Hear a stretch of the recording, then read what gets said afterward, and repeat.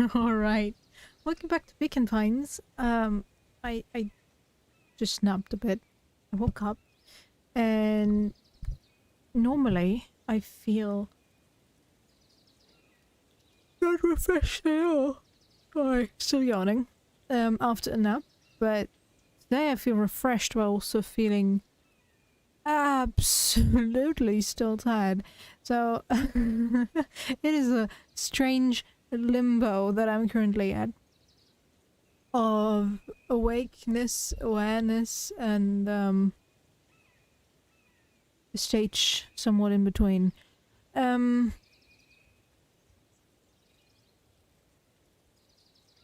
Sleepiness, yeah. Whatever. Let's get right in. Hi, Xerax. Have a great evening as well.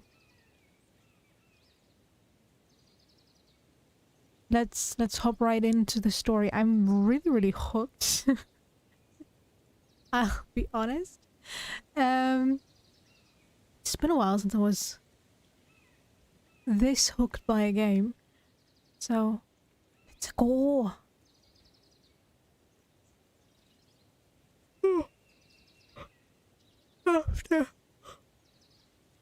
After I'm done yawning. Alright. Dinner with the Moodwills.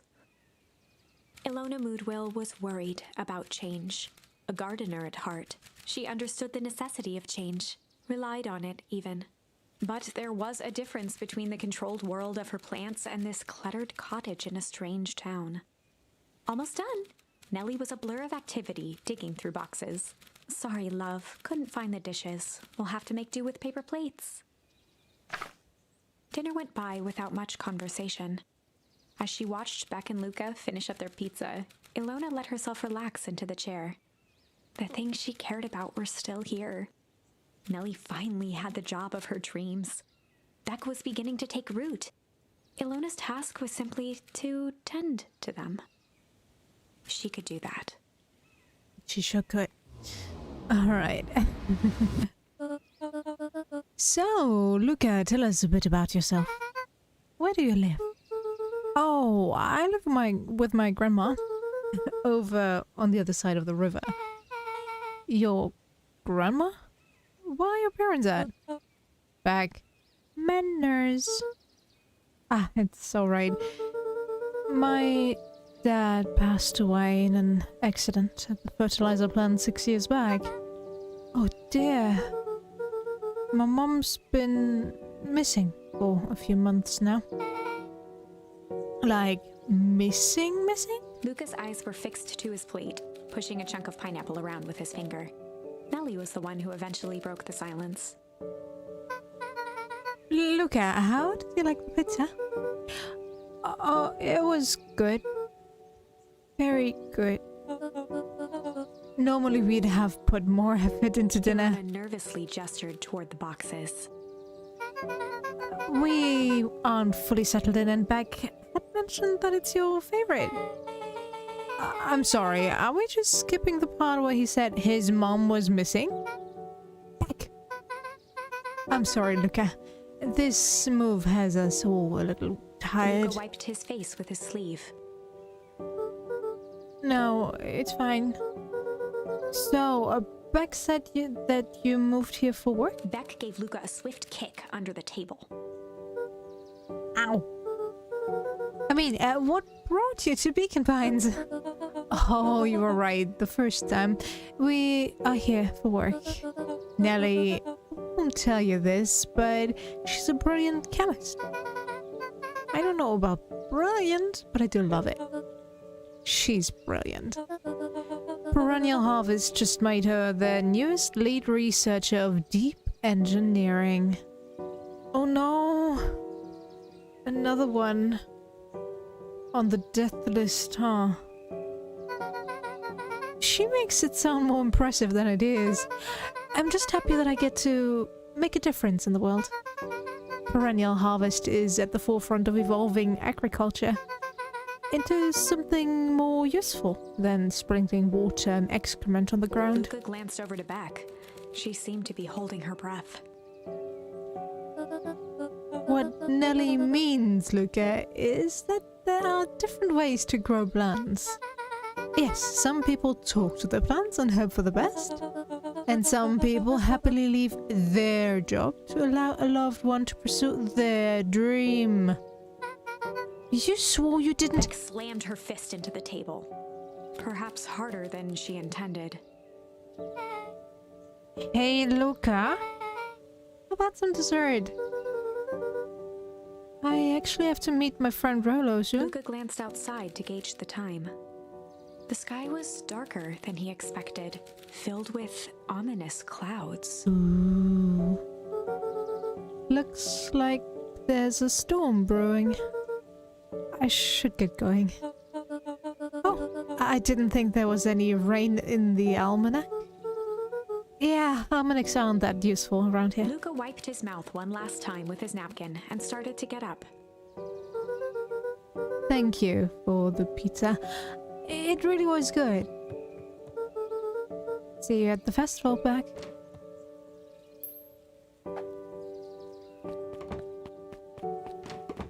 Wait up. You won. I'll walk you home. Surprised, Luca turned around. He knew Rolo could be prickly around new people. But isn't it normally the other way around? You walk a girl home.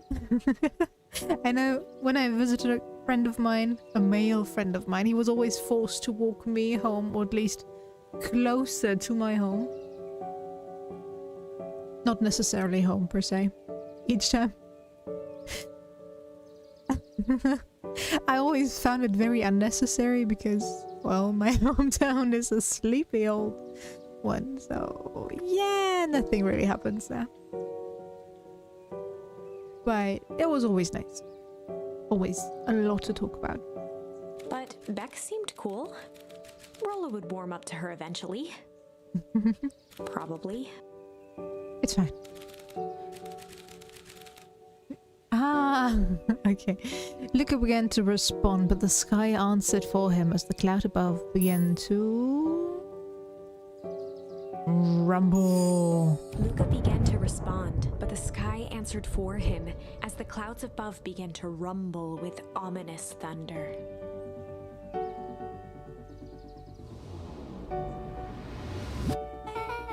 You sure we can make it home before the storm kicks off? Luca surveyed the roiling clouds. I'd say the odds are good. Maybe you should stay here and I'll just make a break for it. At that moment, the heavens opened up, unleashing torrential rain.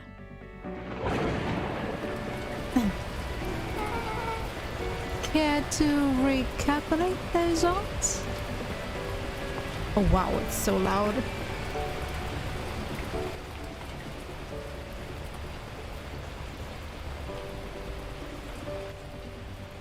Okay, I hope it's not drowning everything out. Hurry inside, you two, before you catch cold. Hello? Hello, game?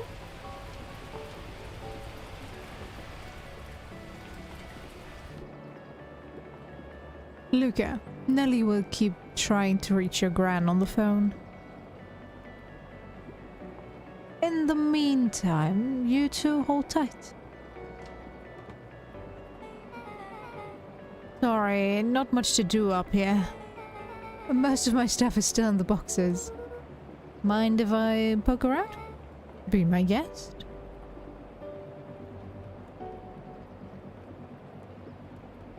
Luca squinted into the eye hole of the microscope. This looks wild. What is it? Gum. Gum? Luca adjusted the slide with his fingers to get a better look. I'm tracking the structural integrity of gum with increasing amounts of chewing. Chewed that one for 47 days. Luca wiped his hand off on his sweater and gave a nervous laugh. It's weird, I know. Beck looked down, timidly tapping the ladder with her feet. You think it's weird, don't you? A little. But weird can be cool.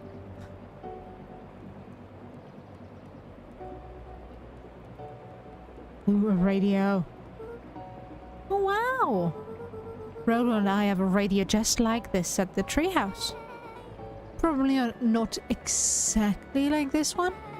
My mom and I tore the whole thing down to the bolts. Fitted it with some state-of-the-art vacuum tubes. She seems pretty awesome. She gets it carried away sometimes. I think she feels guilty for working too much.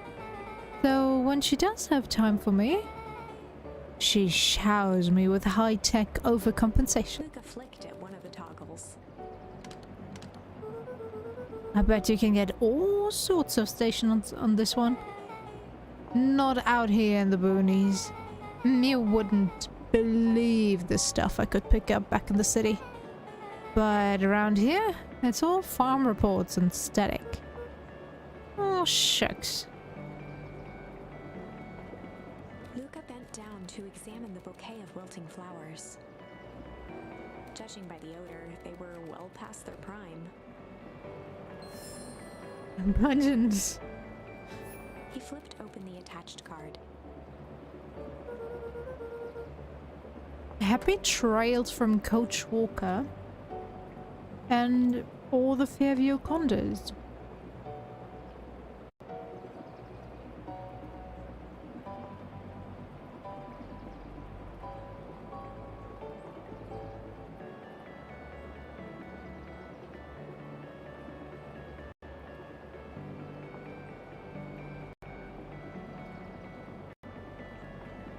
Hello? Hello, hello? Oh yeah, there we go. I accidentally pulled the cable.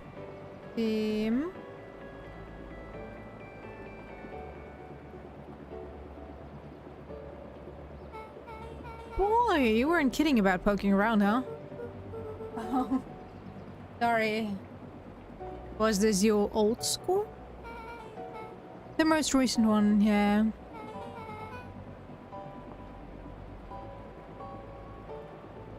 Some schools gave me going away cards. Some did flowers. When they're really trying to feel good about themselves, they do both. So you've moved a lot. Yeah, that's the thing with having brilliant parents. There's always a better job somewhere else.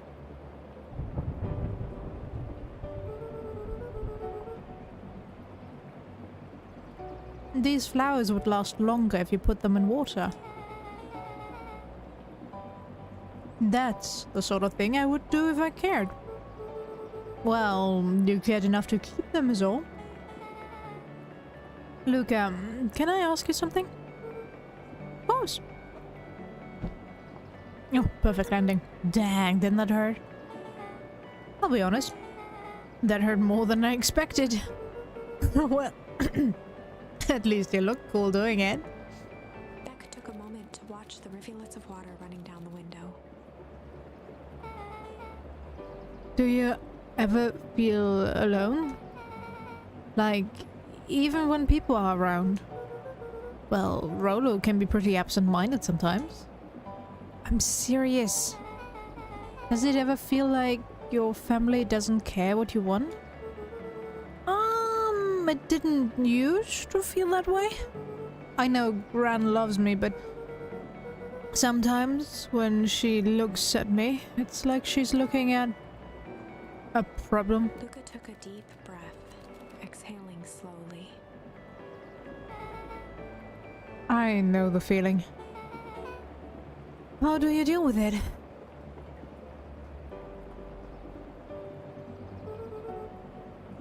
I guess I haven't.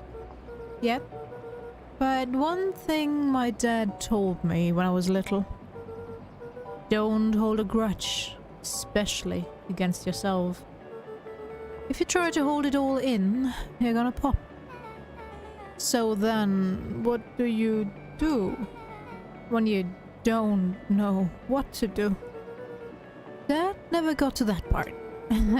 Something I've figured out on my own, though. You gotta do something. Anything. Here.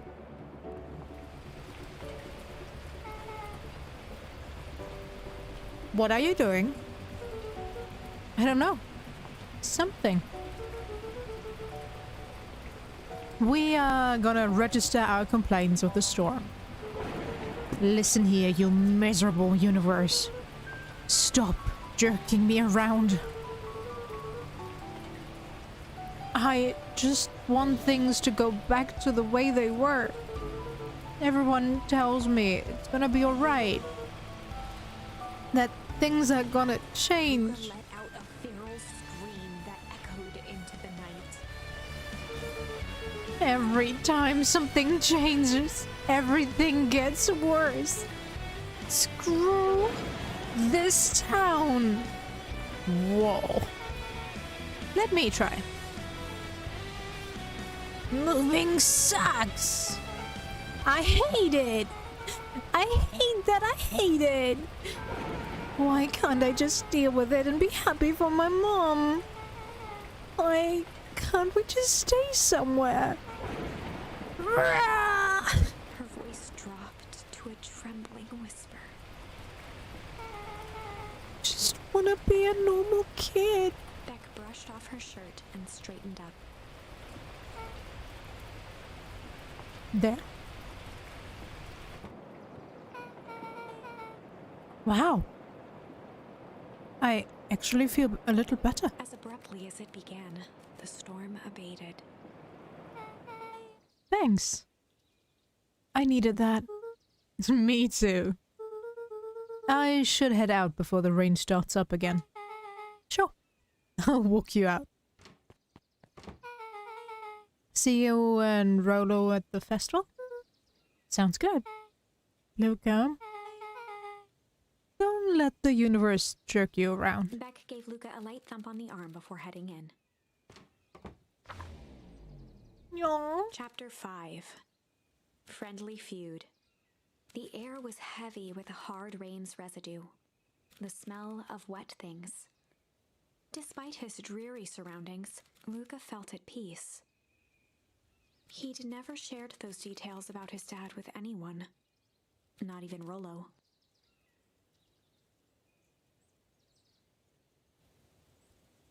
But it's not like this changed anything. Rollo was still his best friend. Adding Beck to the group would help balance things out. Everything's better in threes. This is what Luca told himself as he headed to the treehouse.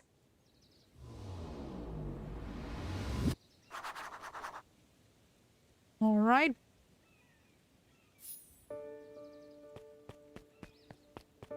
Off we go. Oh! Dawn, how you doing? Hey, Dawn. Tracking down a lead. You bet. I heard a juicy new rumor. Turns out, when Sharper Valentine died, he left behind a peculiar last will and testament. Peculiar how? He didn't just give his kids an inheritance. There were conditions. Like what? The document stipulated that Eris had to take on a child as a ward. A kid our age who just showed up to town one night with a lawyer. Solomon? Bingo!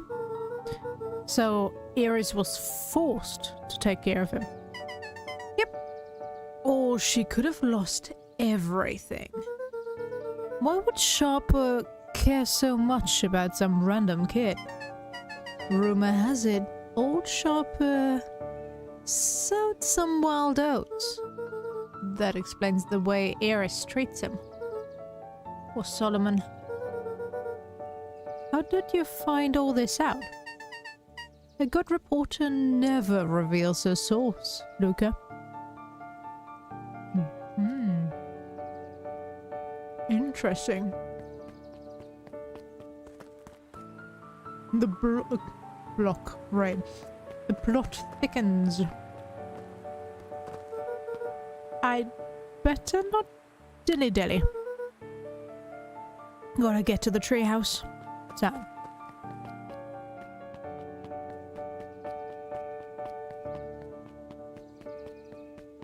The telephone booth is so out of place somehow.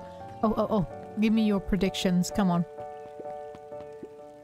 He met his old friend's eyes and was greeted with nothing but ice-cold anger. Heavens! This is no time for fractured friendship. Ooh, okay, so Rollo's pissed. Yeah. I just wanted to check if everybody is still already at home. Excuse me, what are you doing? Just locking up for the night, sir? Oh, wonderful. I can only assume this means all festival preparations have been completed ahead of schedule. Not exactly, sir. The storm set us back a bit, but it's getting so late we all decided to... You all decided? Yes, sir? I was unaware that your job involved deciding things.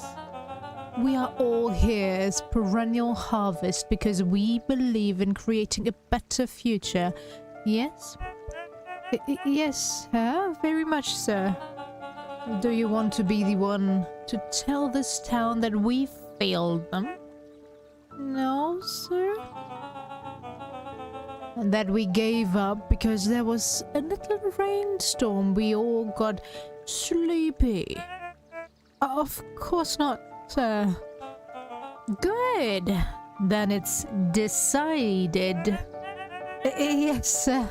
We'll work till the task is done. See that you do. Our harvest awaits.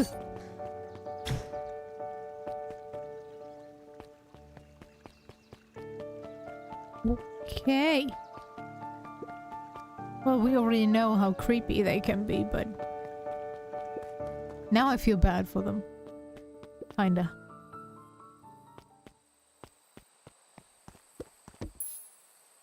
Ooh, alright, Luca clink. wrapped some tape around the hook. Hey, you never know. True.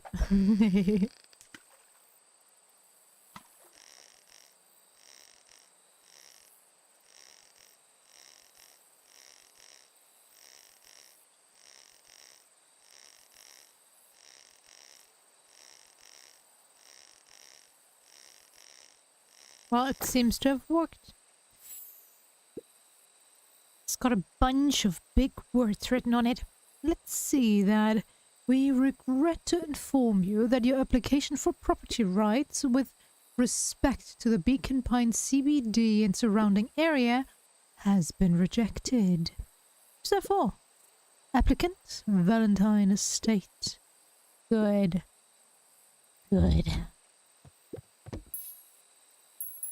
Luca stuck a toy stretchy hand onto the hook. Those things always get dirty anyway. Okay, interesting. Interesting bait for sure.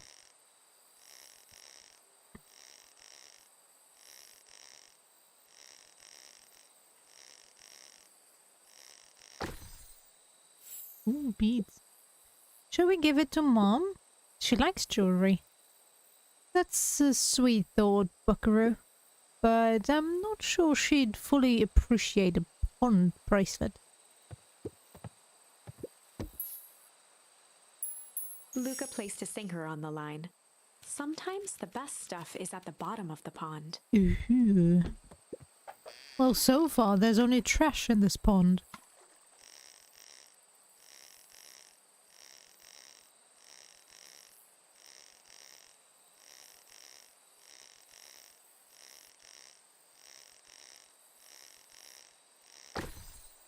Ooh, a bottled message. Malice 80 proof whiskey. A hard liquor for a hard man. Best leave that be.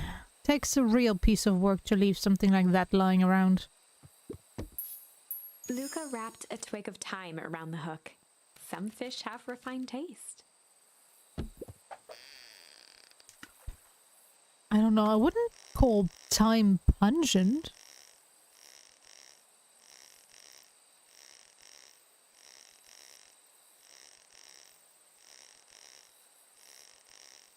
I'm trying to remember which one of the many herbs are thyme, but it was thyme. Property of Sharper Valentine. Figures. If he had his way, property of Sharper Valentine would be written on everything in this town. Should we give it back to him? He may not even want it back. The man's got a contentious relationship with time. We'll keep it here in case he ever wants to pick it up.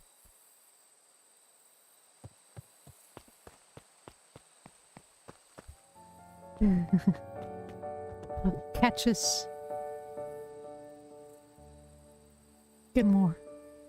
Rolo, are you still up there? I'm sorry, Rolo isn't accepting visitors at the moment.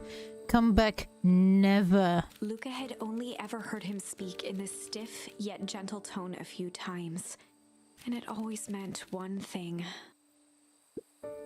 You're upset. Oh, what makes you say that? Maybe because my best friend abandoned me for no reason? I didn't abandon you. I'm just a little late. Rollo scoffed. The rain helped me up. Liar. You weren't even home. What? The storm got bad and I got worried, so I went looking for you. Imagine my surprise when I made it to your house. And you weren't there. I hadn't made it back yet. I am not a fool, Luca. It doesn't take all day to deliver some jam. No, the storm rolled in out of nowhere, and I got stuck after dinner. Back's... Luca stumbled on his words, knowing he'd said too much. Back? Dinner? What the heck is a back? She's a new kid in town. She's actually kind of cool. You'd like her. She needed help convincing her parents that she made new friends. New friends? I spent all day waiting for you. And you were off making new friends. It's not like that, Rolo. You know, while I was waiting, I made some upgrades to mission control. It was gonna be a surprise. But you took so long, the storm knocked it all down. Just like you knocked down our friendship. What does that even mean? Luca became instinctively angry in response. Both boys were now shouting across the distance. It means you are a bad friend. You don't care about me. Of course I care, you ass. I knew I'd get in trouble waiting so late for you, but I kept my word, because that's what friends do. Oh wow, what a noble sacrifice you made. Easy for you to say. Your grand doesn't even care. You can stay out as long as you want, and you wouldn't even get in trouble. Seriously? You're acting like I chose this? If that's what you think, then maybe you are the bad friend. Rolo's tone changed to a calm, yet more intense anger. Maybe Pa's right. Storms bring more than water. This one brings out the real Luca. Stop quoting your past nonsense like it means anything. Yeah, well, at least my pa's still around. The words hung in the cold night air. Rolo's stomach dropped, knowing he'd crossed a line. But it was too late. Luca, Good night, Rolo. Dang it.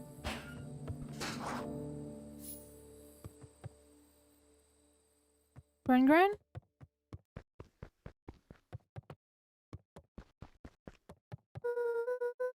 Rolo thinks I'm still going to the festival with him. He can shove it. But what am I supposed to do? Luca dug through his old stuff, not even sure what he was looking for.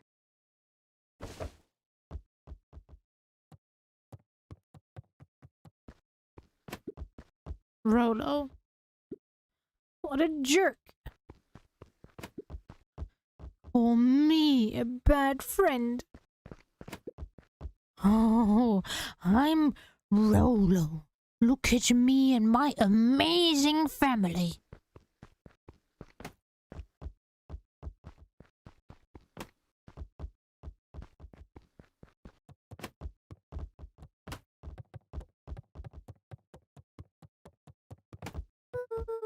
If Rolo thinks I'm still going to the festival with him, he can shove it.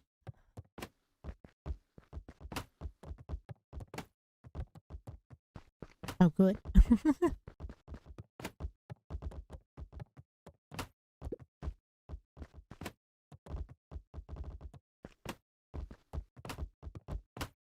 Whee!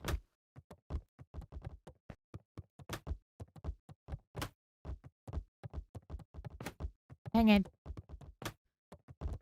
It's programmed to always hit the floor so you can reach it. Alright, let's sleep now. I guess I'm just never supposed to make new friends. Oh, poor baby. Luca? Gran cooed gently from the hallway. You slept straight through breakfast? Luca, are you alright? I'm fine. Just don't feel like getting up yet.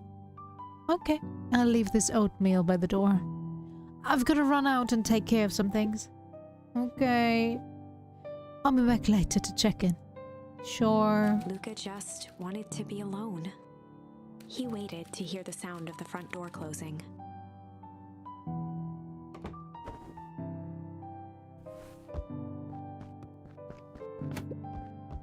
Bet Rolo's still gonna go to the festival. That'll be miserable.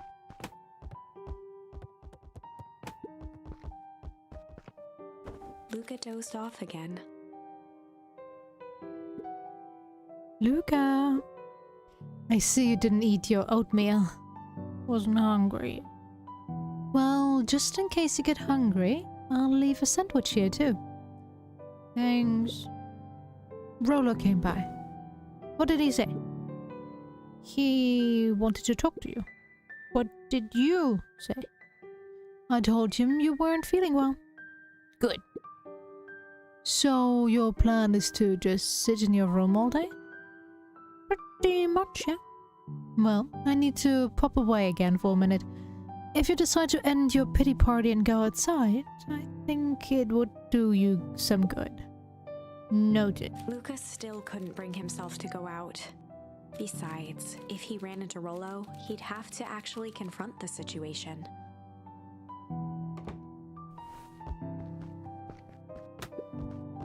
There's never anything interesting at the festival anyway. Oh. Should I get up there?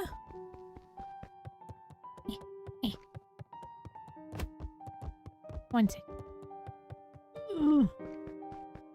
I'm the champion of footballs. I can hit it. I wanted to. Hi, Michaela. How you doing today? Yeah, there we go.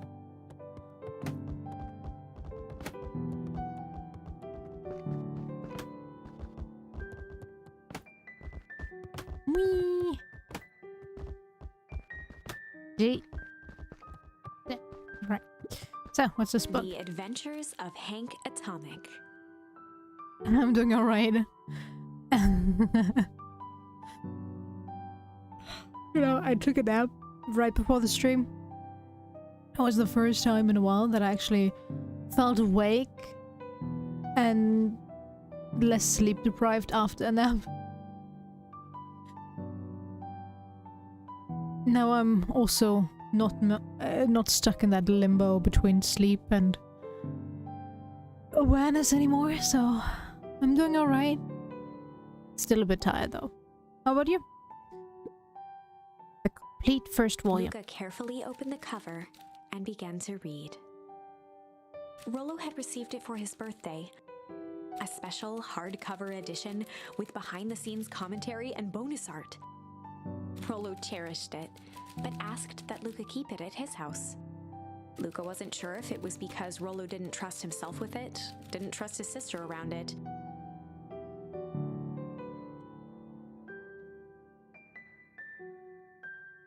It's alright. Hope you feel better soon. With the cold and the sudden weather change. I don't know if it's as harsh change for you as it is for me. We literally had -10 degrees yesterday. And today we have 10 degrees. And I was like, okay. What happened? Actually, when I waited at the bus station for my bus to go to work, I was so close to opening my jacket because I was feeling hot.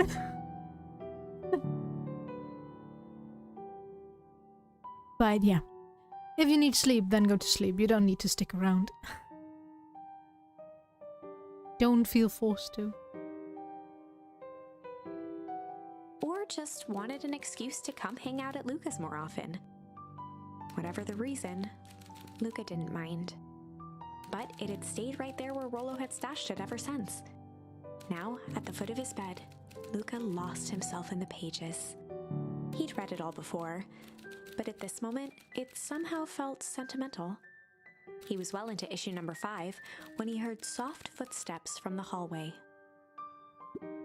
Luca? Another little friend came to see you. A girl named Beck Motwell? She said you met yesterday. What did she say? Is she here? She was just dropping by. I told her you weren't taking visitors today. Oh. She seems nice. Yeah. You had a fight with Rollo, didn't you? Can I come in? Oh, I'm loving it. I really am loving it. It's cute with a very, very, very dark undertone. It's like, it's cute 1 second and then it suddenly goes dark real quick, and then you get back to the happy parts, and then suddenly you're like, alright, I know all these dark secrets. How is that gonna affect the whole story? And it's definitely interesting, the setup. And it doesn't feel too repetitive in these types of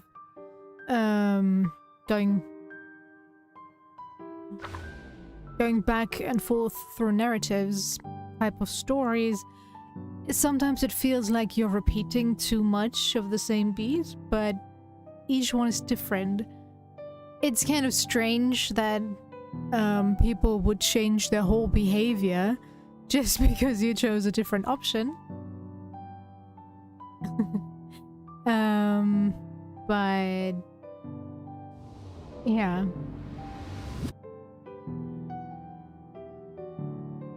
It's fine, I would say. Makes it more interesting. You can try it once. It is basically one stringent narrative. You don't really get to choose different paths as they come, because you only unlock different options later on. Yeah, it's also on Switch, I know. Definitely more so a Switch cozy game than sitting on your PC playing it, but it's fine. Can I come in? Oh, maybe later. Alright then.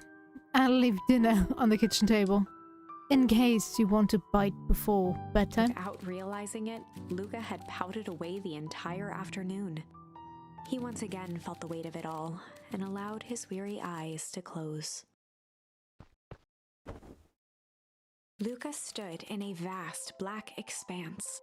I also kind of like that it's a female narrator. Normally you have a male, older male type character playing the narrator.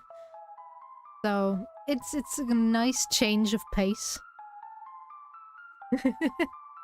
Oh, for sure.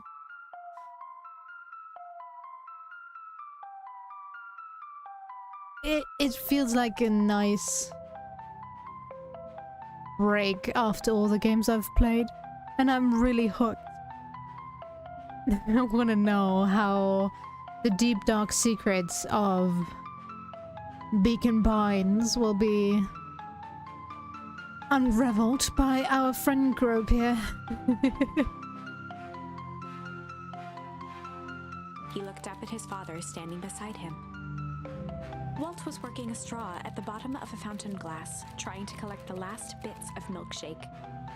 Dad, where are we? Taking a final loud gurgling sip, his father peered up from the glass. He jangled the straw playfully with a warm smile, then lifted the empty glass as if to point into the darkness. The source? Luca's eyes followed his father's gesture. In an instant, he was sitting in front of a blazing campfire. Across from him sat a large figure in a yellow hazmat suit. The figure's voice was a scratchy echo. Well, if it isn't the man of the hour. Make yourself comfortable. Luca held his shivering hands over the flame to warm himself. It doesn't work that way here. Their yellow-gloved hand pointed to the base of the flame. It's a cold flame, see? Luca peered at the base of the fire. It wasn't wood that was burning. It was Beacon Pines itself. Tiny buildings, freezing and crumbling as they were consumed by flame. Luca could see small shadows moving in the burning city. People. Luca leapt to his feet. We've got to help them! The figure gave a dismissive wave of their hand. Why waste energy helping people who can't even help themselves? The figure bent down to examine the panicked crowd as they desperately tried to stop the flames. They only care about what's right in front of them. Not like us. Luca's voice was a trembling whisper. Us? The figure slowly stood up, grabbing its helmet with both hands. With a jolt and a twist, the suit emitted a gasp. A cloud of torpid mist escaped, slowly revealing the face within. Luca's own face looked back at him.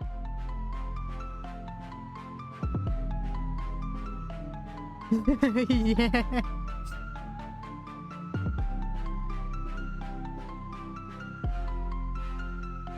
Well, those cute-looking games normally raise a ton of money.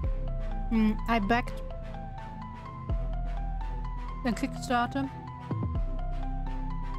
The pre-alpha release should be happening right now, if I remember correctly.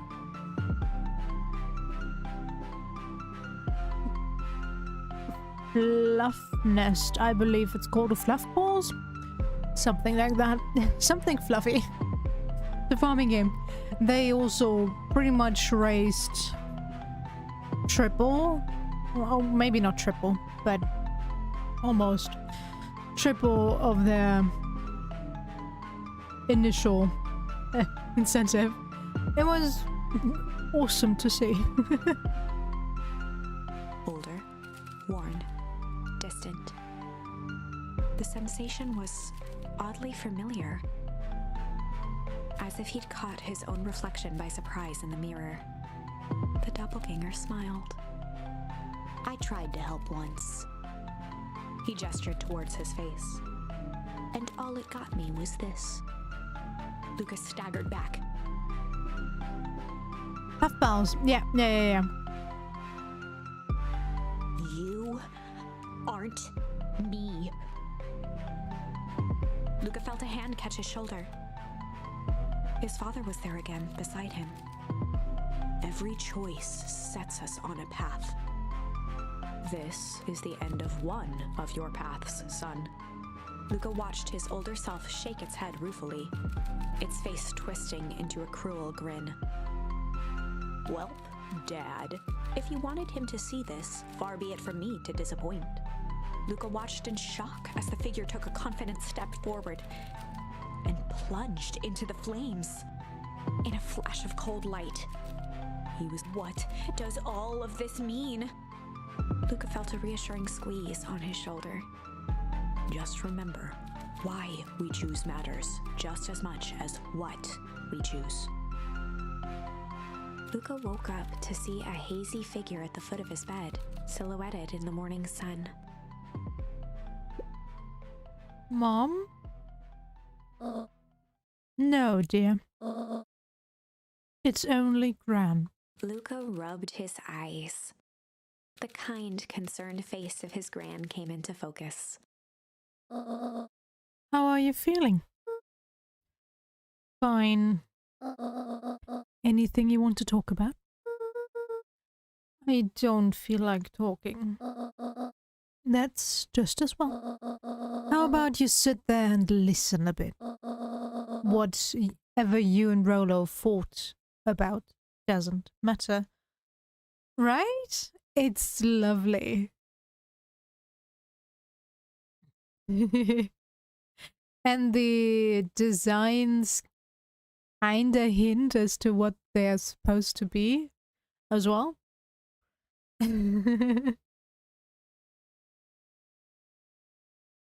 Although they do break with conventions sometimes. Like you have the mayor who's a dog, but it's a,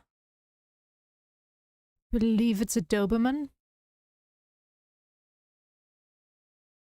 Could be wrong. Currently not.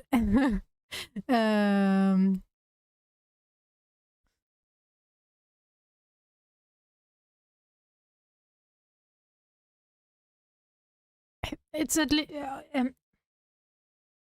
it's a hunting dog for sure. Let's say it like that.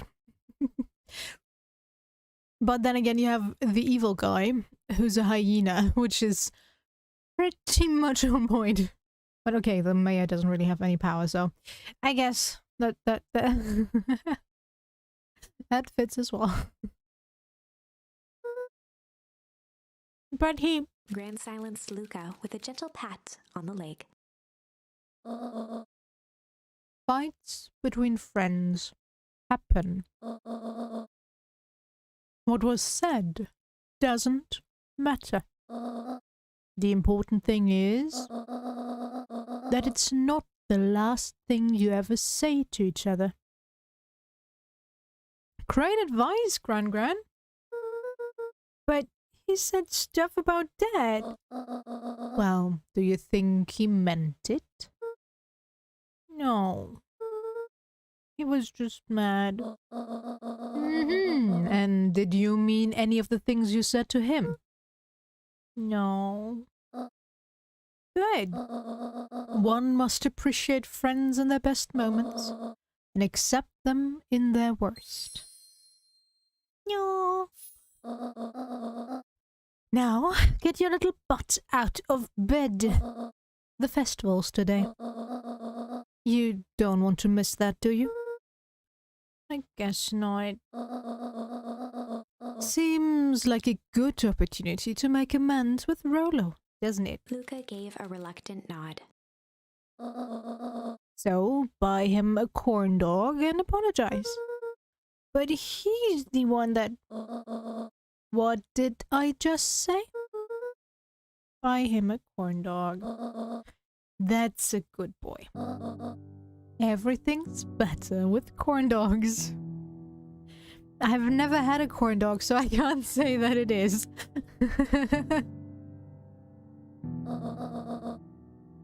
I need to get going now. Got some last-minute festival business to take care of. I'll come find you at the fountain a little after lunch. All right. I love you, Luca. Love you too. Luca took a deep breath. Okay. Chapter 6. Through Thick and Thin.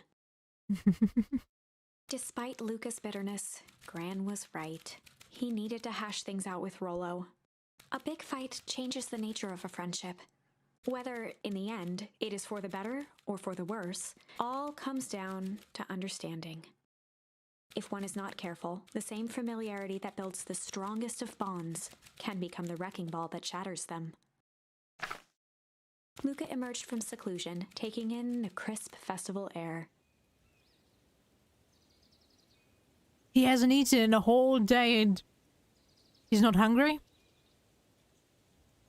You know, I did intermittent fasting for a while.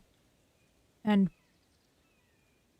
sure as hell, I also had some 24 hours to 48 hours where I didn't eat anything. But he neither drank anything nor did he eat anything. He has to be hungry. I'm thirsty as well. But the events of the day weren't on his mind. He had to find Rollo.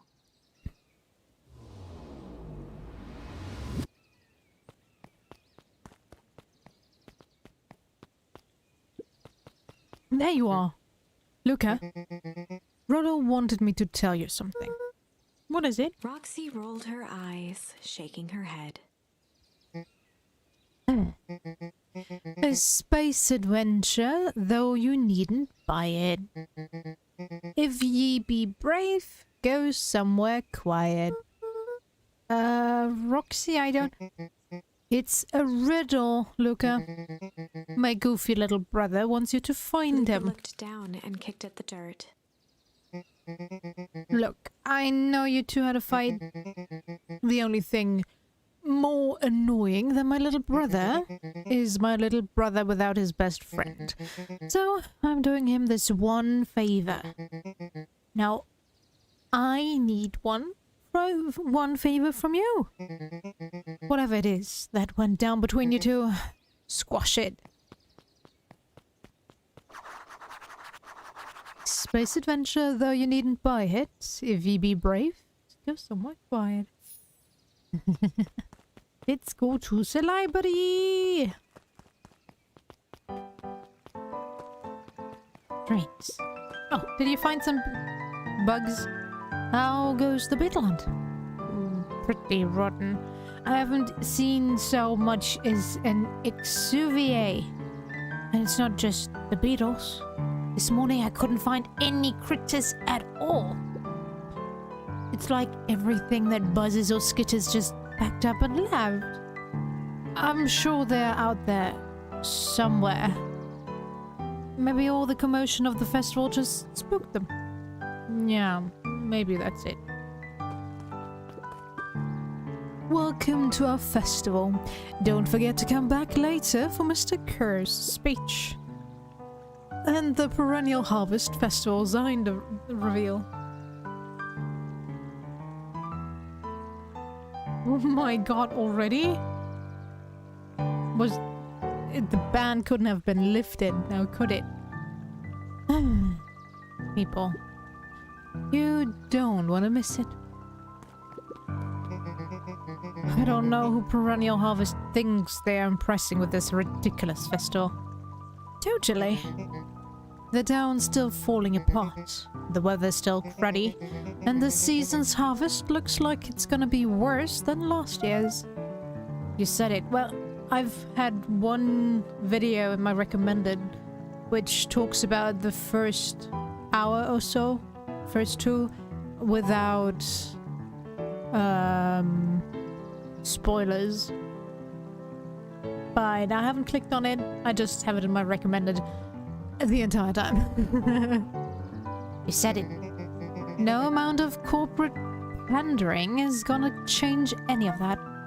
Exactly. But the lemonade at the drink stand over there does look pretty tasty. It's... I'm still gonna be mad at them. I'd just rather be mad while sipping some delicious lemonade is all.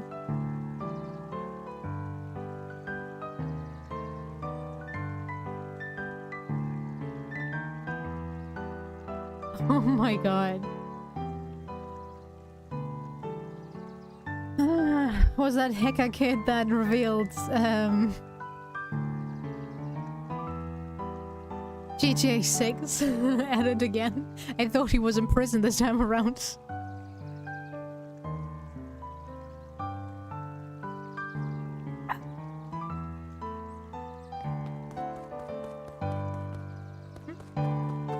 Can't talk to you. Did I talk to you? Unique New York. Unique New York. Huh? Ah, don't mind me. Just warming up for my big ceremony speech. Mr. Kerr pointed to his grinning mouth. Gotta limber up the old gap box. You nervous? Oh heavens, no. Well, break a leg. Give me the gift. What? I love how he's just put away in a corner, still doing his strike. Ain't moving. Jeff was staring into the distance with a wistful look. Hey, Jeff. Everything alright? Yeah, everything's fine. I mean, used to be fine. Just ain't right these days, you know. I really do, actually. Jeff turned to Luca with a furrowed brow, then gave an understanding nod.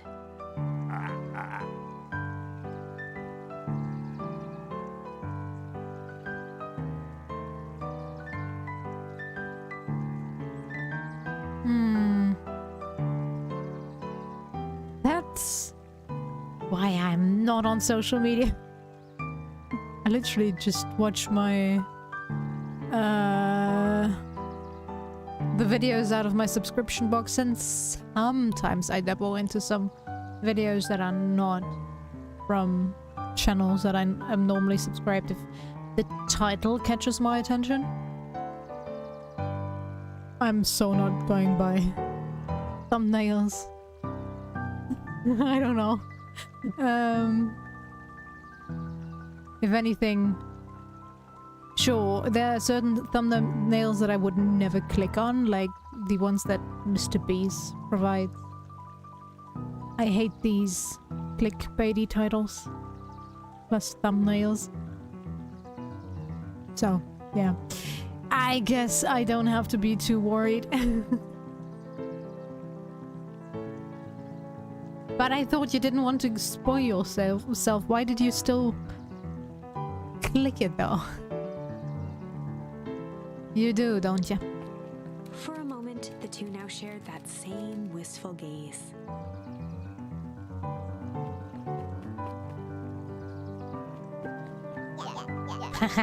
Every single time.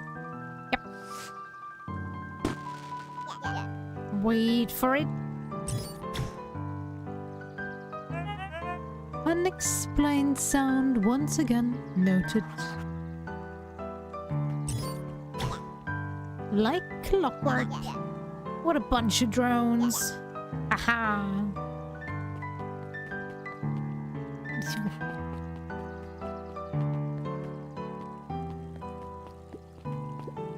This is the first time I've seen this many smiling faces since the foul harvest. I'd my doubt about perennial harvest, but I must admit, they do put on a nice party. A most welcoming of welcomes. Would you like to share your thoughts? We always strive to improve. Nope. Yep. What? No predictions this time? Lady, no, don't breaketh my heart. Share your predictions. Piper, you actually taking a break from study? I wanted to see what all the festival fuss is about, but I can't help but notice you still brought your backpack full of books. Luca, backpacks can carry a lot more than just books. True, true. So, what you got in there? Books? A character to my heart. Well, these days I don't heave around books anymore. But I used to have my backpack full of books. Hiya, Luca. How's Griffin doing? What? Ah, nothing. Ariel became flesh. Just pretend I didn't say anything. Who's Griffin? Who is Griffin? Did I met Griffin? I don't feel like I met him. There, this is the mayor. No, it's not a Doberman. What are you? What are you supposed to be? I was able to return the perennial harvest safety suit you borrowed. I don't think anyone noticed. Great. Now, will you tell me what you needed it for? It was a favor for an enemy of my enemy. This isn't going to harm Mr. Kerr, is it? All you need to know is that it's for the good of the family. So not good at all.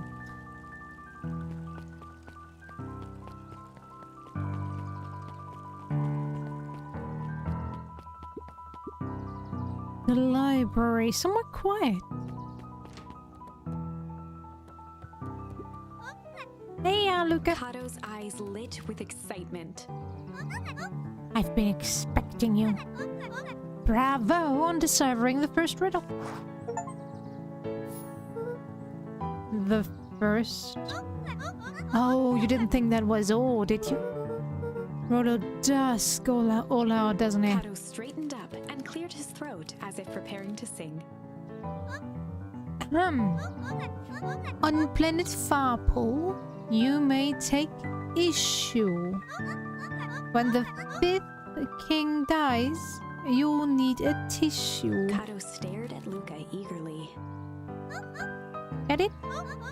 Want me to tell you? No, it's okay. Let me figure it out. Alright. When you find it, bring it here to be verified. And if you decide you want a hint, the offer still stands.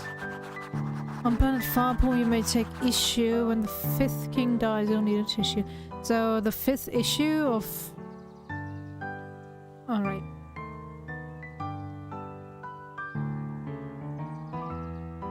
It's alright. Get some rest. Hope you feel better soon.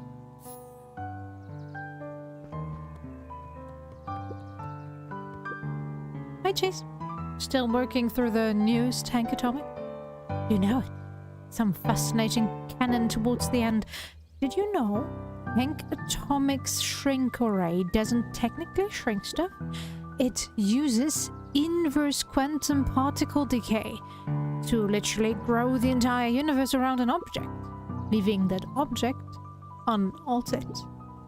So it just looks shrunk compared to everything else. Bingo!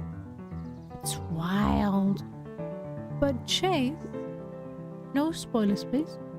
Oh, right, sorry. Comics were upstairs. Luca grabbed The Adventures of Hank Atomic, issue number 4, from the shelf. Once you've got a book, you can either bring it here to me or just grab a different one. Luca grabbed The Adventures of Hank Atomic, issue number 5, from the shelf. Ah, you found it. Kato removed his book from the desk and replaced it with Luca's, turning on the lamp. As he slid the book under the purple light, 2 words glowed. The Adventures of Hank Atomic, issue 5. Luca clicked his tongue with recognition. Rolo's cipher pen. He used to write secret messages everywhere with that. And only I had the special flashlight needed to reveal it. But I lost it. Apparently he traded Joff for this purple light bulb. Parted with his entire Halloween candy stash. Oh, Rolo. Now, let's see here. Kato began flipping through the pages, stopping when he hit a glowing word. Get away with such a grift? He continued flipping.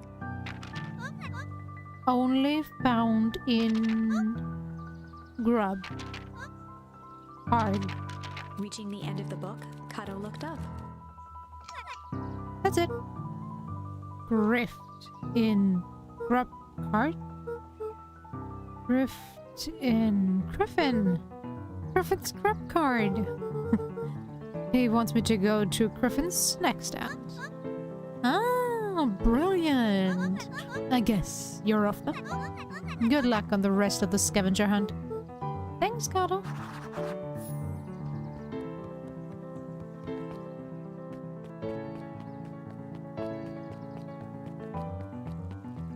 I'm gonna guess that I have to go here.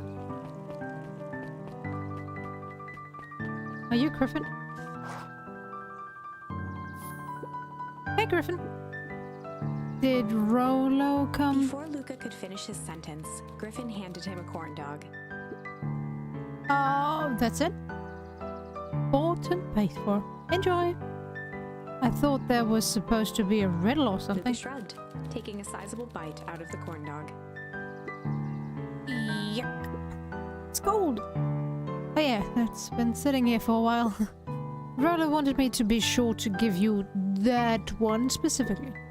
Well, that's Luca just... tongued at his cheeks, feeling something rough between his teeth.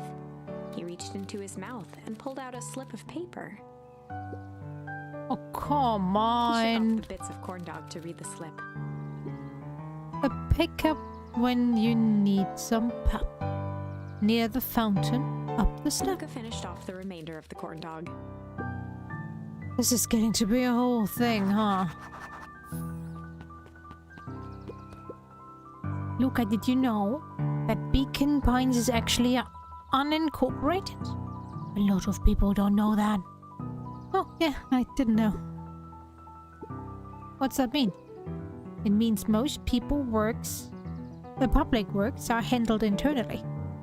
We do all the pipelines, the water treatment, building regulations. That's great. Census taking, emergency services.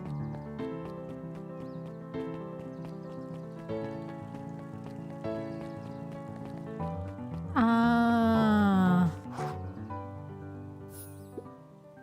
There you are, Luca. There's no way I'm actually doing this. It's way below my pay grade. Oh, come on, you big stiff. Let the kids have some fun. Fine. But Rolo owes me one. Lumi waved his hands around sarcastically as he began. What takes flight but has no wings? Your final tasks are a friendship rings. See? That wasn't so hard. I feel cheapened somehow. I think it's sweet. What takes flight but has no wings? Your final tasks are friendship rings.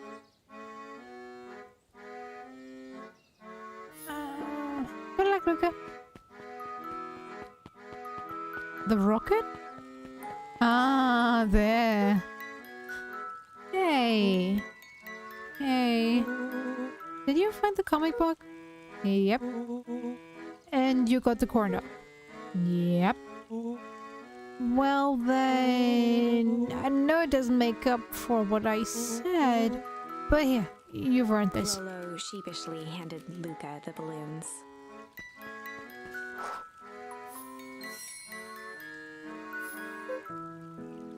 Thanks. You didn't have to go to all this trouble. I'm sorry I got so mad. Dang it, you were supposed to let me apologize first. Oh, sorry? Now you've apologized twice before me. Just let me do this. Luca, I'm really sorry. With everything that's happened with your mom and all. I've always wanted to be there for you. Be a good friend, you know. But when you said you were hanging out with someone else, I kind of freaked out. Rolo. Still my turn. I felt like if you needed some new friend to help you, it meant that I wasn't good enough.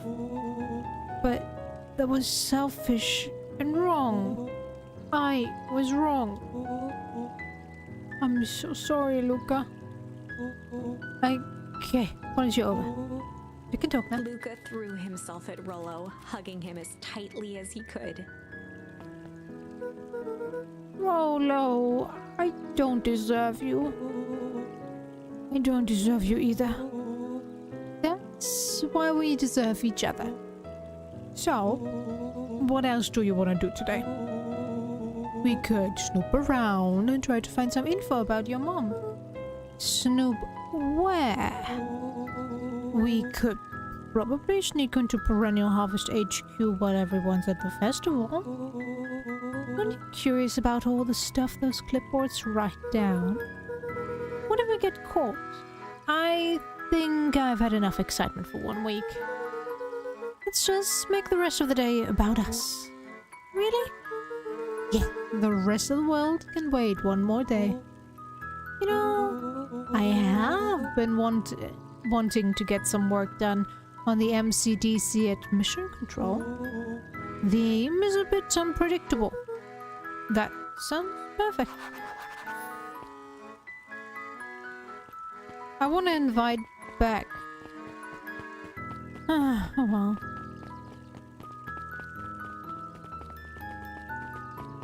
They just made up. Let's give them a break, I guess.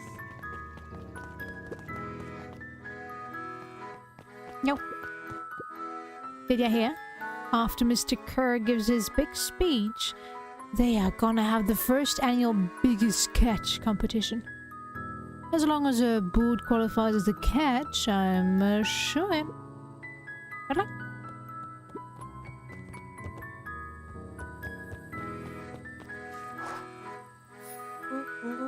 Oh, I almost forgot. I ran into your gran this morning. She asked me to give you this. Rolo handed Luca an unopened letter. I'll wait for you inside for you if you want to read it now. A letter? Luca, some things are going to happen that might be difficult for you to understand. If I am honest, I hardly understand them myself. But whatever happens, I need you to know that I love you. None of this is fair to you. You have already lost so much. No. We both have. I wish there was a simpler way forward. But if there is, I haven't thought of it. No, Gran. Don't do it. I've tried. Don't do it, Gran. Everything I've done, I did for you. I hope someday you can accept that. No, Gran. Love, Gran. I love you too, Gran. Luca folded the paper into his pocket and headed up the ladder.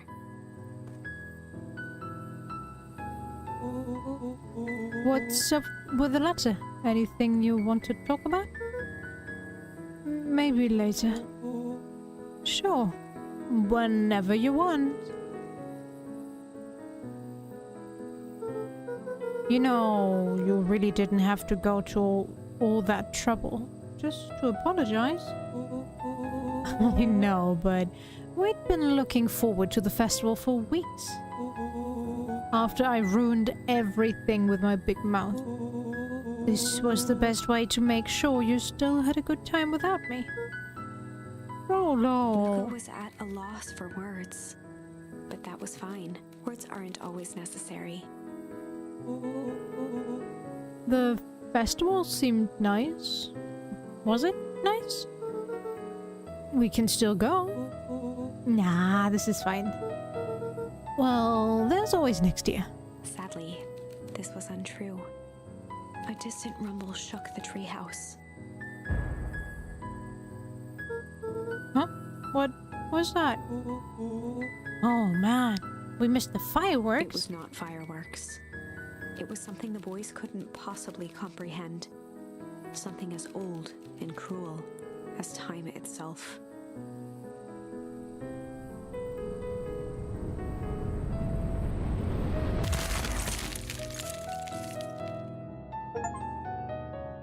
A big chill. A shockwave of cold tore through the room. A bitter, unfathomable chill. Before they could react, it encased them in ice.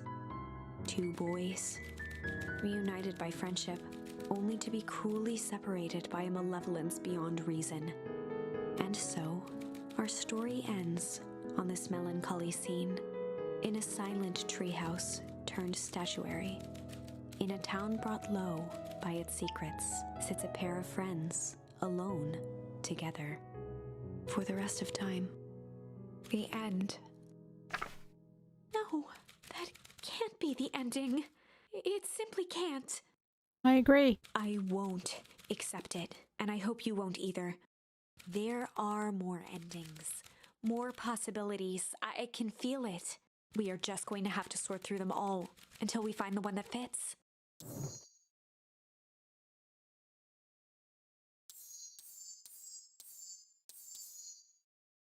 Light. Right. Okay, we're gonna break. Gonna be rain probably, but I don't see how that's gonna change anything. Luca began to respond, but the sky answered for him as the clouds above began to break, revealing patches of star-filled summer night. Moonlight filtered down, shimmering in the treetops. Ah, that's what they meant with break. I was I was almost certain that break would mean that it's gonna rain down a torrent, but yes. I meant it as in clouds breaking apart. Alright. Sure. You can meet Rolo. You're not going home? No. I promised Rolo I'd tell him about... Luca stopped himself mid-sentence. Promised you'd tell him what? Spit it out, bub. We're thick as thieves now. If there's a juicy secret, you've got to tell me. Okay. You can come to the treehouse and I'll tell you both what happened. Heck yeah. How does she already know where the treehouse Luca is? saw Beck skulking by the gate. So, you're telling me there's nothing mysterious or creepy about this place? It's mostly boring and empty. I refuse to believe that. Big spiked gate, looming mansion, rich, reclusive owners.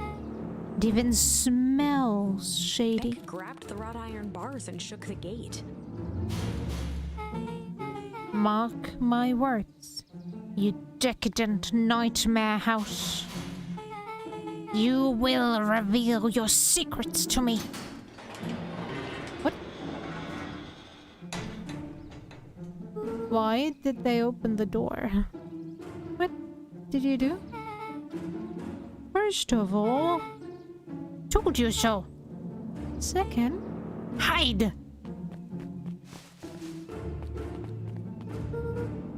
That's Era's Valentine. Who's that she's talking to? Shh. I expect you to return that suit in working order. Of course. As long as everything proceeds as planned.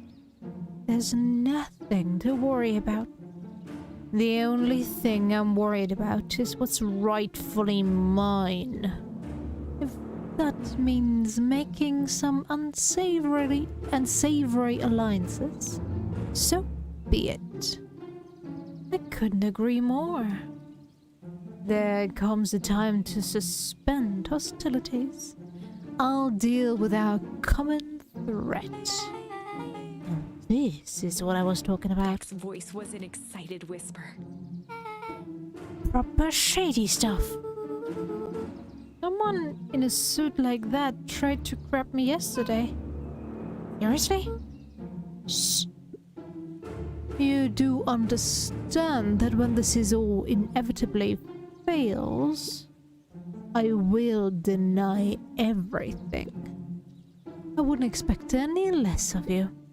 You just worry about your part in this and let me handle the rest. Can't wait to see the look on that cursed face. Yes, the truth will come to light.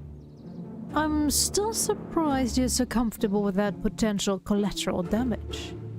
If there's one thing I've learned, it's that change is painful. Wow, I was expecting shady, but that's just flat out super villain talk. If you don't mind me asking, why? Why are you doing all of this? The mysterious figure retracted their mask, hair pushing out from all corners. Gran. Family. A chill ran down Luca's spine. His vision blurred. Beck stifled a sharp wince, and Luca looked down to see himself wrenching her hand. An answer I can certainly respect. Gran tousled her hair back under the face mask. Just remember, keep everything nice and normal until the festival. I don't need lessons in rousing suspicion. Gran gave Eris a curt nod and disappeared into the night.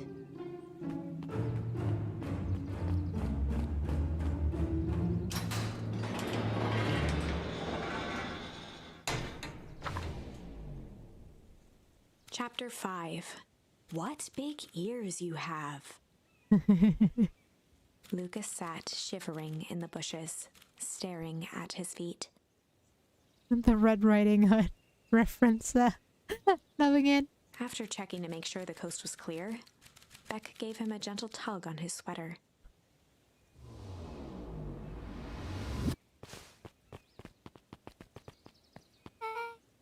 What's wrong? You look like you've seen a ghost. Why were you so scared of that old lady in the hazmat suit? That was my gran. That was your gran. Yeah. Okay, well, I'm sure there's a perfectly reasonable explanation for all of this.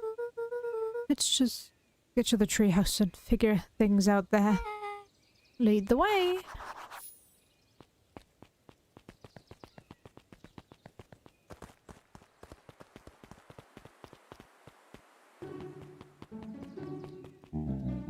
For the last time, there's nothing to worry about.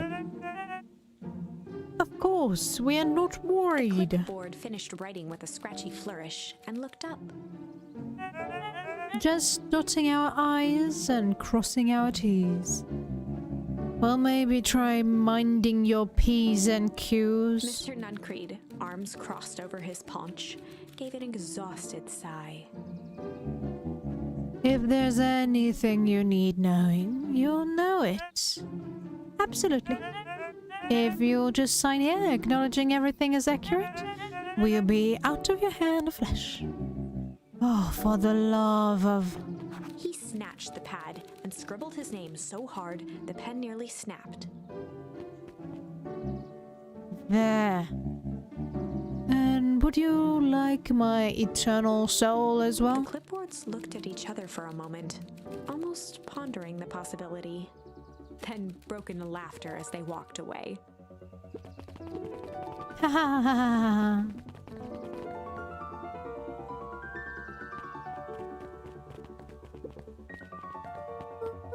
Hi, Mr. Nuncreed. Look, let me give you some advice.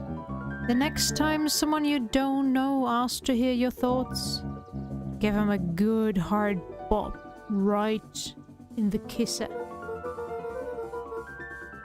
Oh, Gran tells me to just keep away from the clipboards. That's good. That's good. Your Gran is a smart lady, Luca. Speaking of which, you'd better run along home now. Too dark out to be wandering on your own.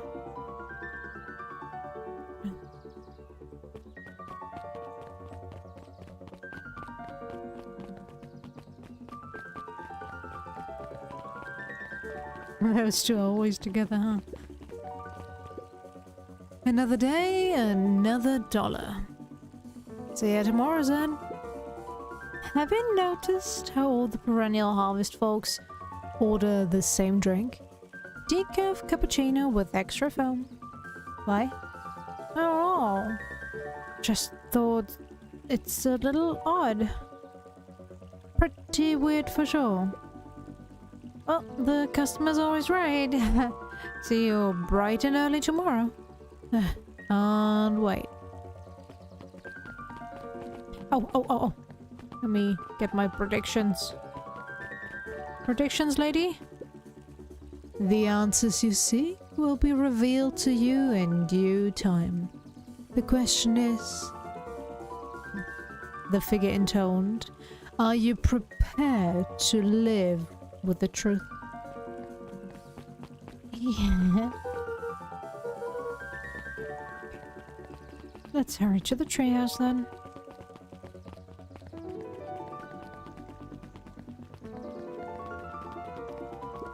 William Kerr and Gus Valentine proudly surveyed the half-covered festival banner. It's all coming together quite nicely.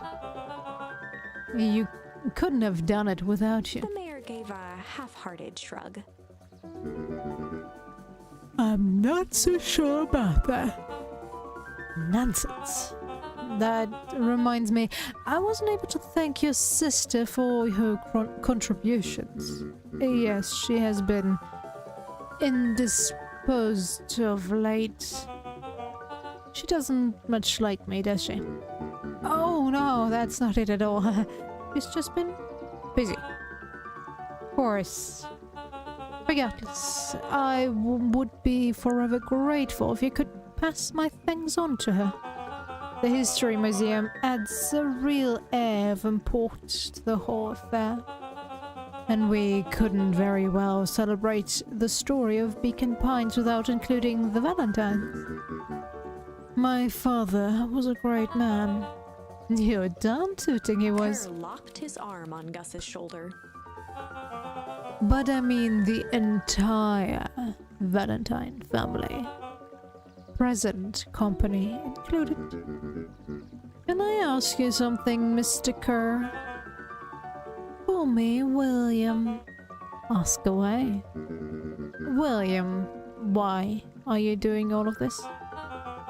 Gosh, I've never felt one needed a compelling reason to throw a party. Not just the festival. All of this. There's gotta be 100 down on their luck towns out there. Why is perennial harvest so interested in helping Beacon Pines? You know what I love most about the agriculture business? Seeds. Seeds? Yep. Little bundles of potential. With a glimmer in his eye, Kerr gestured grandly toward the horizon. You treat a seed right, nurture it, feed it, and it can grow into something truly special. You see potential here? Undoubtedly. The seed of greatness is already under our feet. All it needs is a little nudge. And the right leadership, of course. Oh. Good night, Mayor Valentine.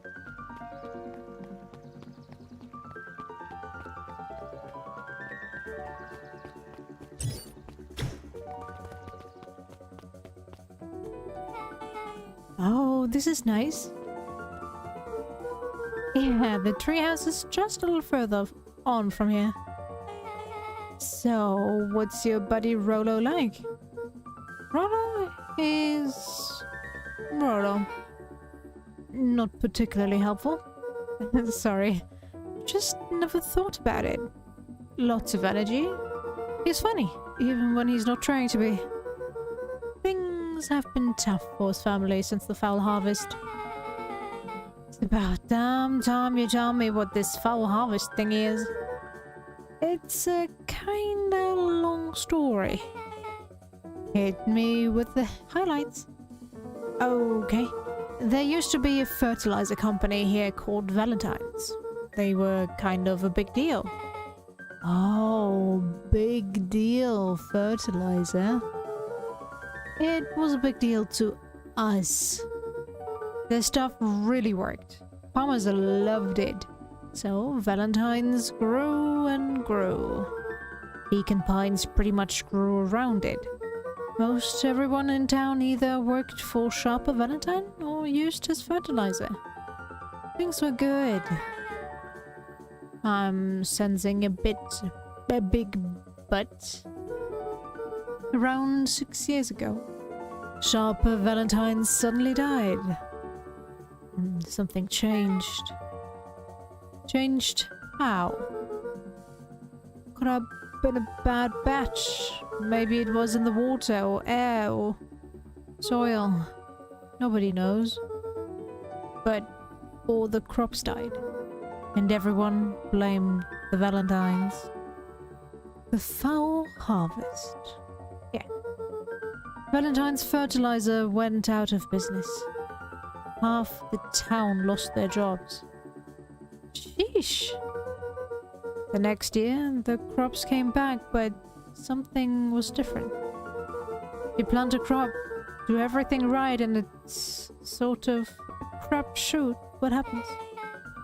And no one knows why? Nope. I take it Rollo's farm got the short end of the stick. Yep, for some reason their farm was hit harder than others. That sucks. Things have gotten better since perennial harvest came around. The Beacon Pines Reborn initiative? Yep. First thing they did was give the town a deep scrub. They even put us up in hotels. One town over for a week, where they decontaminated the groundwater. Aww. We'd better get going. I agree with the ha. About time. I was about to go to give up and go home. Who's the new kid? Name's back. You must be Rollo. I see my reputation precedes me. Welcome to Mission Control. Rollo waggled his head with pride. You'll find we've spared no expense in construction. I've seen worse looking piles of junk. Thanks. Hey, look at you know the security concerns we talked about? Yeah. While I was waiting, I made some improvements. Let me lock this baby down for a little test infiltration. Can't be too safe these days.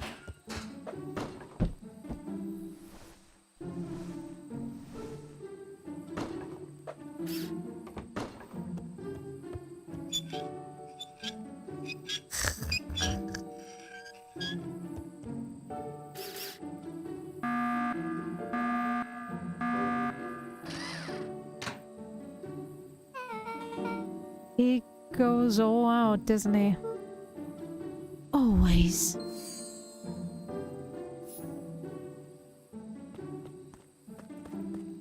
Do I have anything to hit it with? Hello?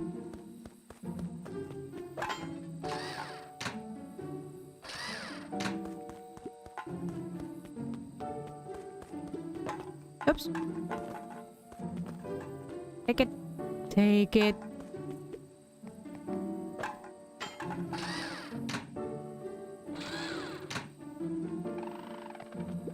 Oh, a moving target this time.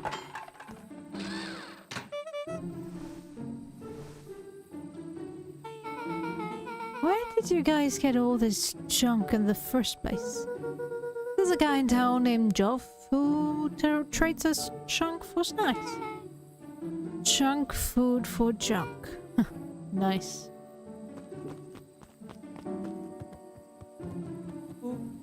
So, pretty sweet security, right? It was imaginative. I'll give you that. Luca, are we sure we can trust the new recruit? I'll vouch for her. Thanks, I guess. Okay, Luca, you promised to fill me in about the Valentine warehouse. Luca sucked in a long breath.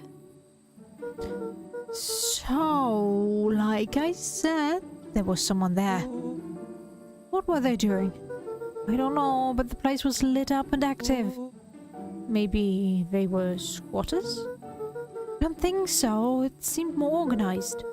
When the man pulled me in, I saw some sort of equipment running. A man pulled you in? Yeah, but I got away. You keep saying it was a man. They were wearing a mask, right? Yeah. And it could have been a woman. How did you get away? I grabbed a rock or something and broke their mask. They let go and I ran. Dang. That's intense. No wonder you freaked out when you saw your grandma. Yeah, that's the other part. On our way back, Back and I saw Eris Valentine meeting with Gran, wearing the same sort of hazmat suit. Rollo let out a low whistle. And they weren't there for idle chit-chat. It was a proper clandestine meetup. So let me get this straight. There's an operation in full swing at the Valentine warehouse. You were almost abducted by a strange man or woman in a protective suit, and then you saw your gran in the same suit talking to Eris Valentine? Pretty much, yeah. I'm beginning to think this town is kinda awesome. Rollo and Luca shot back a look. No offense. And so we can logically conclude aliens or alien zombies have infiltrated the town. Their leader is your gran and she tried to murder you. First of all, and for the last time, there are no aliens. Second, it couldn't have been Gran at the warehouse. I broke that person's mask to get away. The mask Gran was wearing wasn't damaged. But she's definitely hiding something. Maybe. Your Gran is weird, but she might be the most boring person in the universe. All she does is sit around all day making jam. What could she possibly have to hide? I don't know. We haven't talked much since she moved in. Moved in? Your Gran isn't here from... isn't from here? No, she came a few months back to take care of me after his mom went missing. Did you know your Gran before? Not really, no. It had been years since I'd seen her. Luca, don't take this the wrong way, but are we sure your Gran is on the up and up? Luca gazed out the window. I'm just saying. Sounds like strange stuff has been happening since she showed up. We could say the same thing about your family. But you're right. Luca, your granny is hiding something. And Pa always says, Fox only buries stuff worth digging up. We need to investigate your house. My gran really is hiding something. Don't you think I would have noticed by now? That's kind of the whole point of hiding something. I guess you're right. Gran's been leaving the house for hours at a time this week. I'll call you two tomorrow when the coast is clear. And we can start getting to the bottom of this. I'm always game for a good snoop. You can count me in. Chapter 6. Secret Lair. Summer forged ahead, but the nights only seemed to grow colder.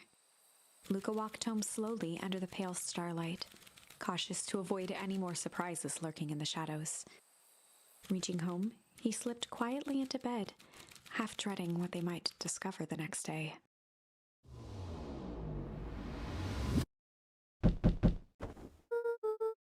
Time is it?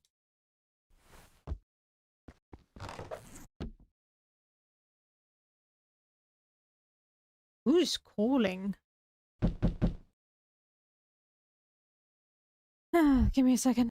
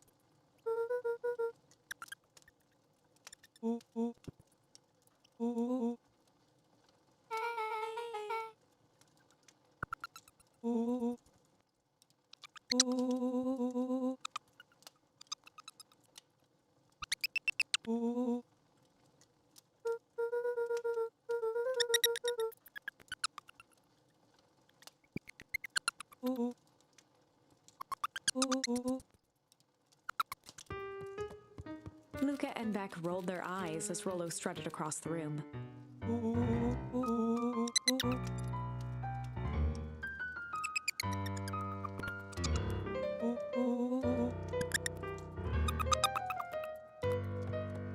Rollo flung open the cabinet with confidence. He coughed as a veil of dust hit his face.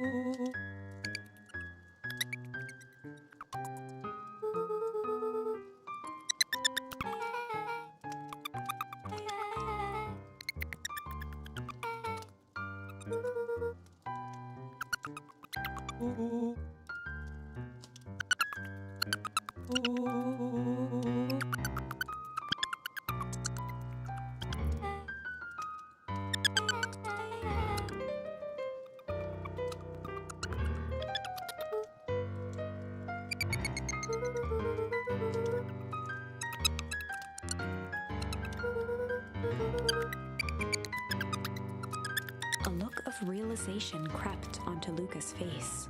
All three kids snapped to glance at each other, then sprinted in turn toward the kitchen.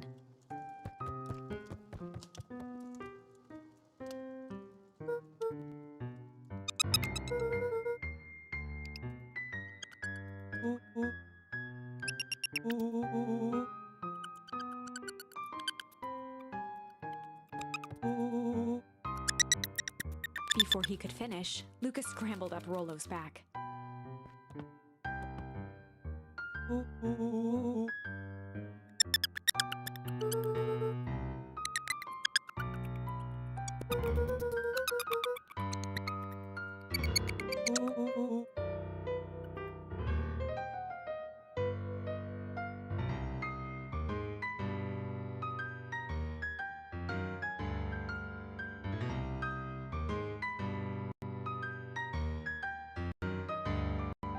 Hate it.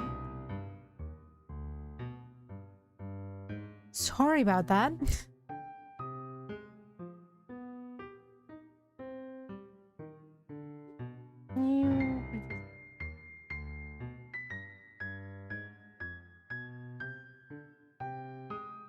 Okay. Are you working again?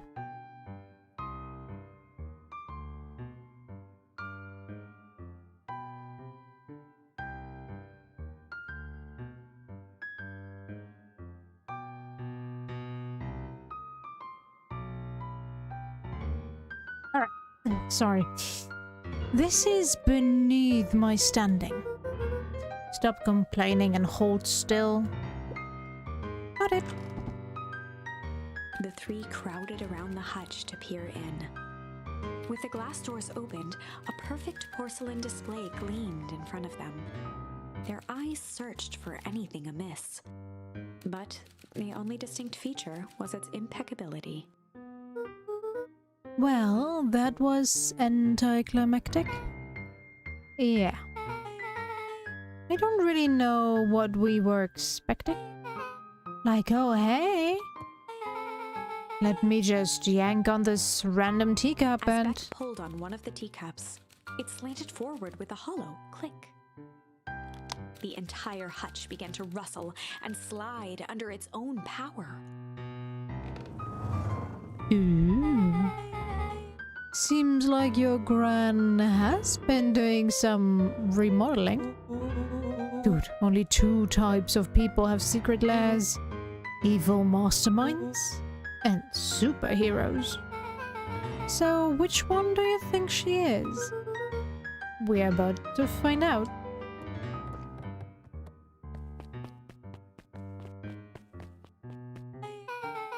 Okay, so more of an unhinged conspiracist vibe? Oh, wow. Yeah, this cannot be good. We need to look around before jumping to conclusions. Luca jostled each cabinet drawer in turn. Only one was unlocked. He fingered through the filing cabinet, pausing at a bulging folder labeled Walter. For a long moment, he just stared at it.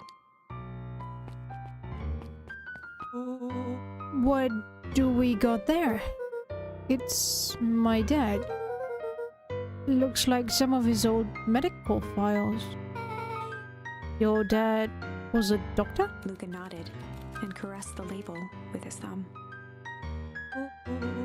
Well, are you gonna read it? Yeah, let me help.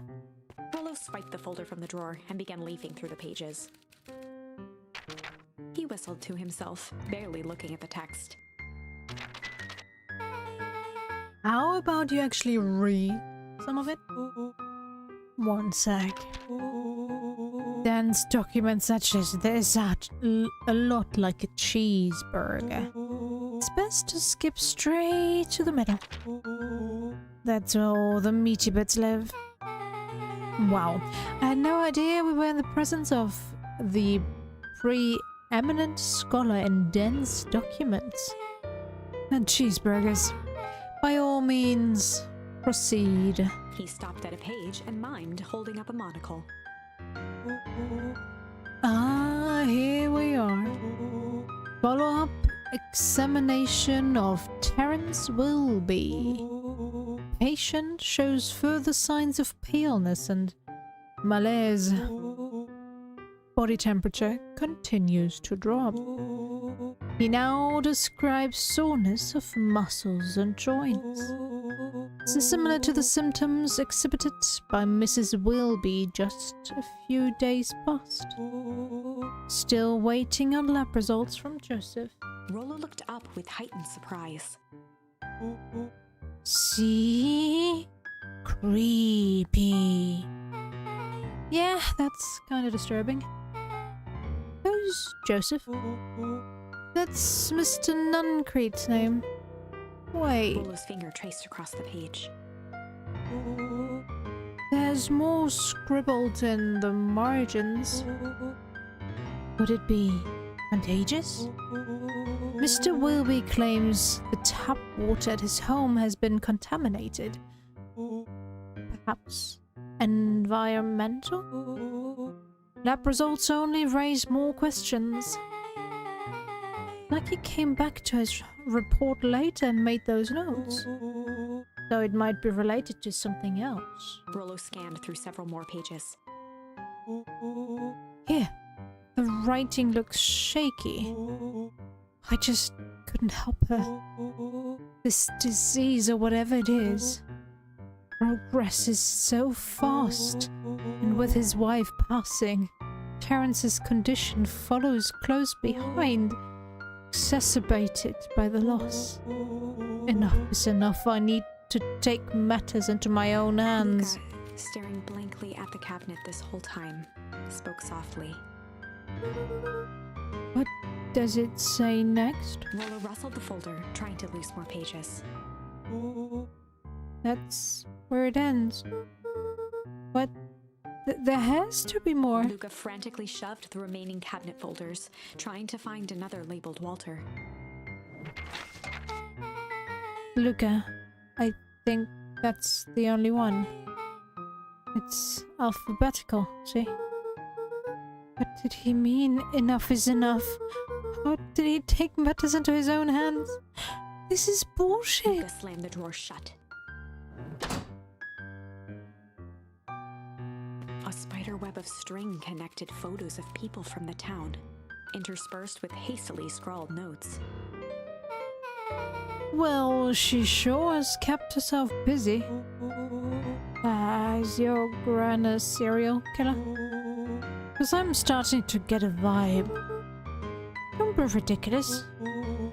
Sure, she's just tracking the movements of everyone in town. Out of the kindness of her heart.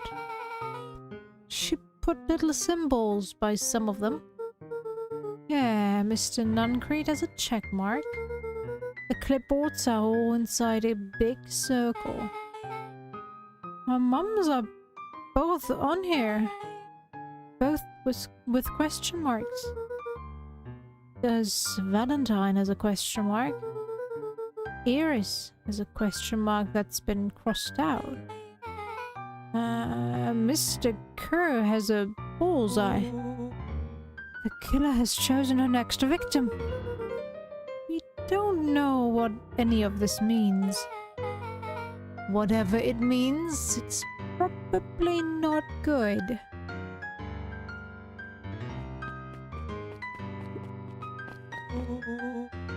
What do we have here? Barrels marked caution. Explosive.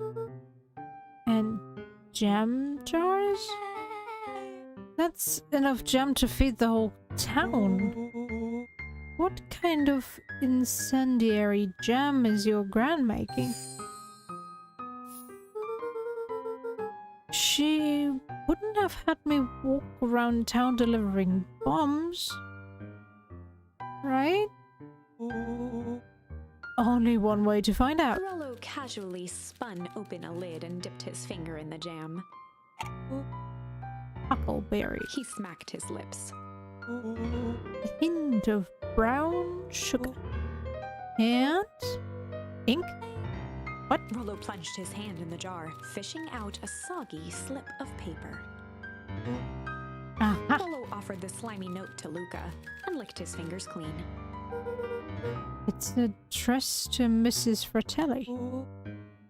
A Grandam Gram? It says, last night I used the disguise Eris provided to scout the location. The timing window should be possible.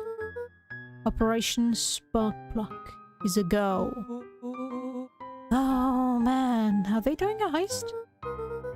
Whatever it is, it can't be good. So more bombshell than a bomb, am I right? You're new here, so I'll let it slide. But I'm the bad joke guy around here. They crowded around a worn-down old map of Beacon Pines. Cool, this looks like a treasure map. Not every old map is a treasure map, Brolo. Yeah, but every treasure map is an old map. Can't fault that logic. Look, there's even a pathway drawn on it. It starts at the entrance to town. And if we follow it, Rollo carefully traced the path with his finger. it leads right to... He jabbed down at the end point. Town Square? That's found in the middle of town. What a weird place to hide treasure. Rollo, that doesn't look like treasure to me. The end of the path on that map has the same symbol as those explosives over here. So it's not hiding treasure. A real bummer. Rollo, what's the thing you've been excited about for the past month? The festival? Did you just say gulp? This feels like a gulp kind of situation. Everyone will be gathered near the center of town. He's gotta blow up the festival. Not if we stop. What was that? Luca looked up from the map. What was what? No, I heard it too. That was the front door. Which means someone just shut the door. Which means someone's upstairs. Shh! Quiet!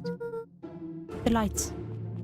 Beck flicked off the light, and they became statues in the dark. Overhead, creaking floorboards bent under slow, deliberate steps. The kids looked up, the tilt of their necks following each footfall.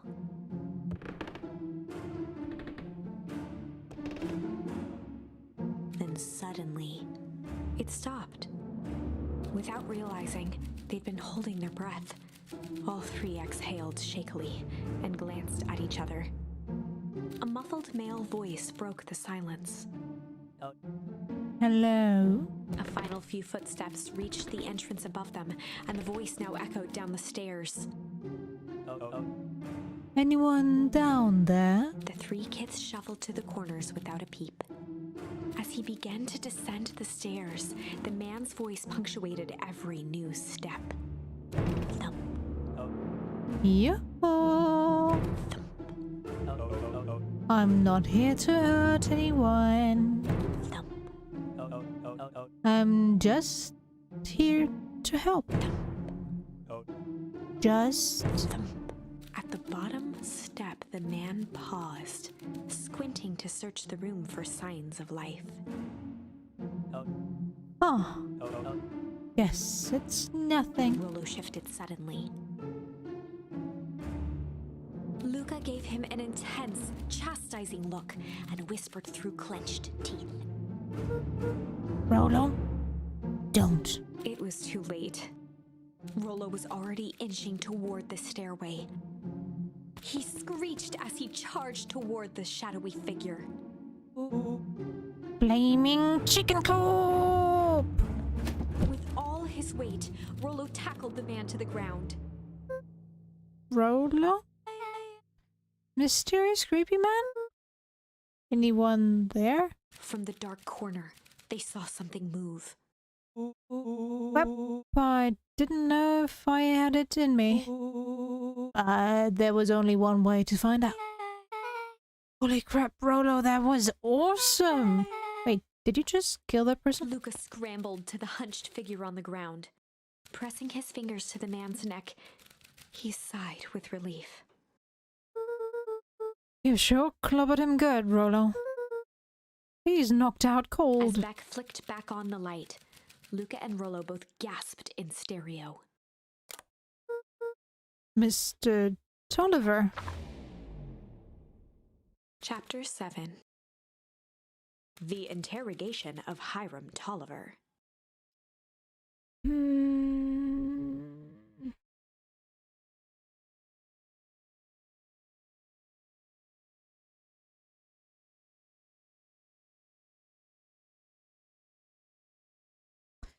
I think I'm gonna leave it here.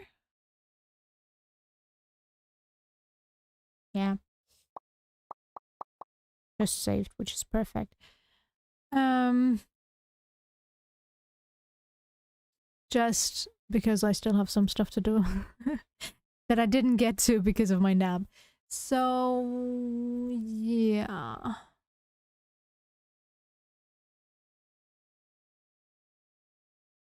think it's for the better. To end it here and then maybe do a longer stream tomorrow. I don't know. Technical difficulties were a thing today, so probably for the better. I don't know why the cable keeps breaking on me and you get the squeaking sounds. Hate it. But oh well. Maybe I shouldn't use the old cable from my old microphone and use the new cable that I got with the new microphone instead. But why use the ultra long one when I can use the one that fits just right? Right. Anyways, thanks for sticking around. I hope you enjoyed and I see you next time. Take care. Bye bye.